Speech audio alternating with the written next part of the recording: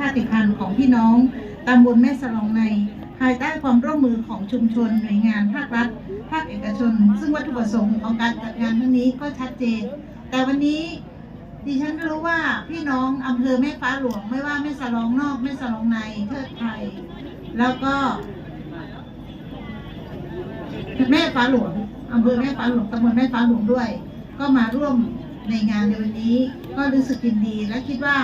งานวันนี้เป็นงานสืบทอดวัฒนธรรมจริงๆแล้วก็เรื่องของ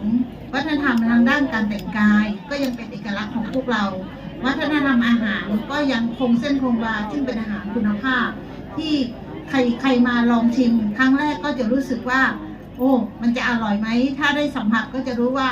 อาหารโดยเฉพาะน้ำพริกของพ่อแม่พี่น้องชนเผ่านี่อร่อยมากโดยเฉพาะน้ำพริกถั่วนี่นะคะดิฉันก็ต้องถือว่าเป็นวัฒนธรรมอาหารที่อร่อยและก็วัฒนธรรมในเรื่องของเสื้อผ้าและทิวทัศน์ในวันนี้สวยงามเมื่อกี้ดิฉันก็พยายามนะคะจะไม่นั่งบนเต็นท์ในเต็นท์เพราะอยากรู้ว่าพี่น้องที่กำลังยืนที่จะเปิดงานวันนี้จะร้อนขนาดไหนดิฉันก็พยายามที่จะยืนตากแดดกับพ่อแม่พี่น้องเพราะว่าอยากสัมผัสว่าความทุกข์นี่มันเป็นยังไงความสุขนี่มันเป็นยังไงแต่วันนี้เราก็ต้องร่วมทุกข์ร่วมสุขด้วยกับพ่อแม่พี่น้องวันนี้เราเห็นพ่อแม่พี่น้องทุกคนมีความลำบากในด้านเศรษฐกิจในด้านของสิ่งแวดล้อมทั้งถนนหนทางบางทีดีก็ดีเกินไปไม่ดีก็ไม่มีเลยน้ำมีก็จนล้นตลิ่งแม่น้ำบางทีก็จนท่วมบ้านบางที่ก็ไม่มีน้ำใช้อันนี้คือสิ่งที่รัฐบาลจะต้องแก้ไขปัญหาแต่การแก้ไขปัญหานี้ก็ต้องขอบคุณนายกปิยเดชนะคะพยายามในหลายที่ไม่มีน้ำก็จะขอขุดบ่อบาดาลแต่มันก็มีข้อจำกัดว่ามันเป็นเขตป่าแต่วันนี้ปัญหานั้นก็จะหมดไปวันนี้เราจะขอเป็นที่ว่าตรงไหนเป็นเขตป่าเราจะขอทางกระทรวงทรัพยากรธรรมชาติอนุญาตให้เราสร้างในสิ่งที่เราเป็นปัญหาและพี่น้องหลายคนก็มีเรื่องของปัญหาการฉันชาติดิฉันคิดว่าการแก้ไขปัญหาเนี่ยเร็วๆนี้คงจะแก้ไขปัญหากันอย่างมีระบบและระบบสุขภาพเร็วๆนี้ก็คงจะมีการแก้ไขอย่างเป็นระบบเช่นกันและดิฉันเชื่อว่าวันนี้พี่น้องเรามีความพร้อมทางด้านความสามารถศักยภาพแต่สิ่งที่เรายังขาดอยู่ก็คือบางเรื่องในงานในนโยบายของรัฐบาลที่จะเข้ามาช่วยเหลือพ่อแม่พี่น้องวันนี้ดิฉันเองในฐานะสมาชิกสภาผู้แทนในเขตนี้ก็พยายามนะคะเราส่งเสริมในทุกด้านและขอบคุณพ่อแม่พี่น้องทุกท่านนะคะที่ให้ความร่วมมือกันมาเป็นอย่างดีวันนี้ถือว่าเป็นโอกาสอันดีแล้วดิฉันขอเปิดงานโลชิงช้ากระทุ้งกระบอกไม้ไผ่บอชมตุณบัดนี้ค่ะก็มาเลยลำดับถัดไปนะครับเรียนเชิญท่านประธานได้ทำพิธีตำข้าวปุ๊กนะครับซึ่งเป็นประเพณีของพี่น้องชนเผ่าอาขานะครับอีกประเพณีหนึ่งนะครับซึ่งมีส่วนเกี่ยวข้องในงานเทศกาลโรชิงช้าเป็นอย่างยิ่งมีส่วนสำคัญนะครับในอดีตถือว่าการตำข้าวปุ๊กนั้นถือว่ามันเป็นวันแรกนะครับการเข้าสู่ประเพณีการจัดงานนะครับพี่น้องสตรีนะครับแม่บ้านหรือลูกสาวในกรณีแม่บ้านไม่อยู่ก็จะไปตักน้ำศักดิ์สิทธิ์นะครับเพื่อจะมา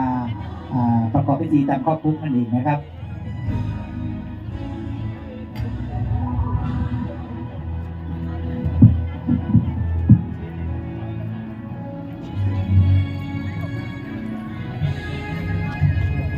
ตามข้อปุ๊กจริงๆนะครับ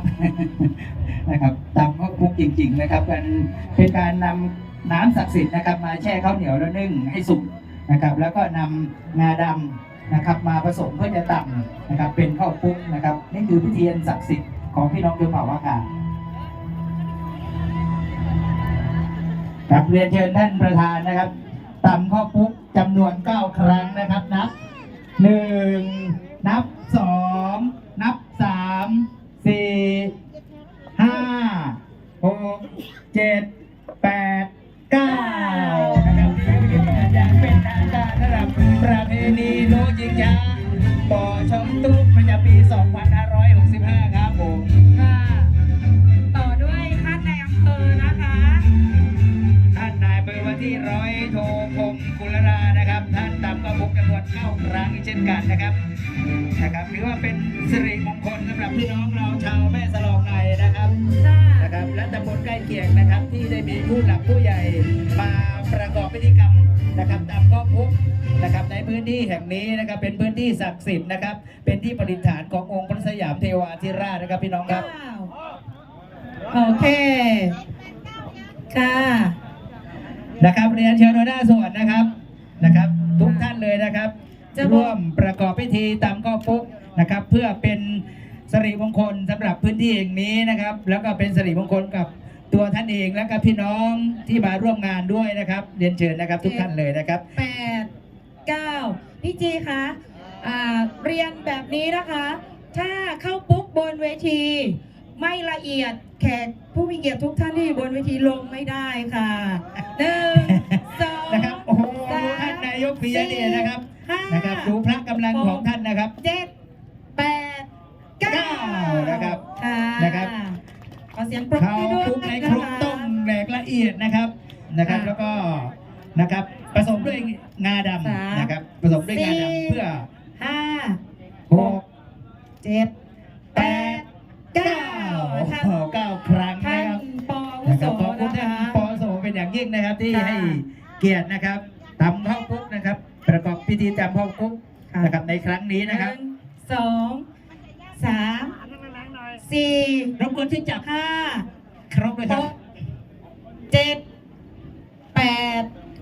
9อ่ะบอจอชวนนี้อย่าเทค่าเลยจีเด ถ้าไม่ละเอียดลงจากเวทีไม่ได้นะครับท่านหัวหน้าส่วนราชการนะครับ เป็นไฟบังคับนะครับท่าน 3 4 5 6 7 8 9 ค่ะ ต่อนะคะ โอเคค่ะ นะครับขอบคุณมากครับสำหรับหัวหน้าส่วนราชการนะครับ ขอบคุณท่านประธานในพิธีนะครับ ท่านละอองติยภัยรัตน์นะครับ สมาชิกสภาผู้แทนราษฎรจังหวัดเชียงรายเป็นอย่างยิ่งนะครับ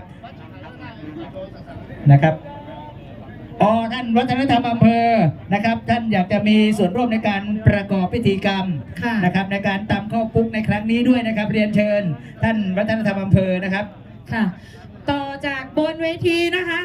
ข้างล่างเราจะขยายเป็นวงกลมค่ะ ทุกท่านที่อยู่ข้างล่างนะคะ แปรขบวนเป็นวงกลมนะคะ เพราะเราจะให้ท่านประธานกับท่านนายกแล้วก็แขกบนเวทีนะคะ ได้ไปกระทุ้งกระบอกไม้ไผ่ด้านล่างเวทีค่ะแปร